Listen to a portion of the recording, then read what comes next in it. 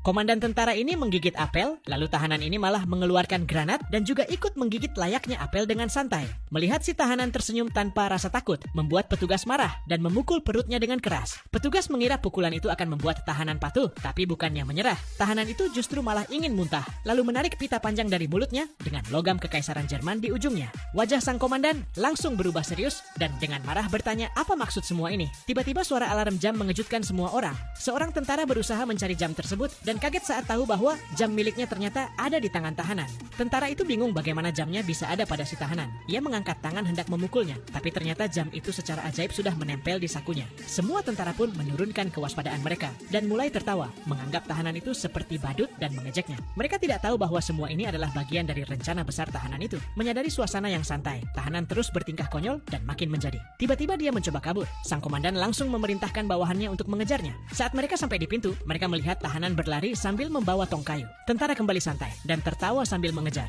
Namun begitu tong jatuh ke tanah, sesuatu yang aneh terjadi. Tahanan itu menghilang.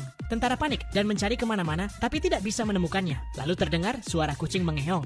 Mereka menoleh dan melihat itu hanya trik lain dari si tahanan. Semua tertawa lagi dan membicarakan tingkah bodohnya. Tapi sang komandan mulai merasa ada yang tidak beres. Ia sadar kalau aksi yang dilakukan tahanan ini tidak wajar. Sang komandan segera menyandera seorang gadis untuk memaksa tahanan menyerah. Melihat keadaan gadis itu, tahanan berpura-pura menyerah. Namun di saat berikutnya, sang komandan terkejut karena tahanan melakukan hal tak terduga. Semua tentara serempak maju untuk mengecek tahanan itu, tapi mereka sadar bahwa gadis yang disandera itu telah menghilang. Sang komandan berteriak menyuruh para bawahannya untuk siaga, tapi saat itu semua sudah terlambat. Tiba-tiba hujan peluru datang, entah dari mana, dan membasmi semua tentara Jerman. Hanya satu tentara yang selamat, terpaku menatap mayat di sekitarnya. Ia menarik napas lega.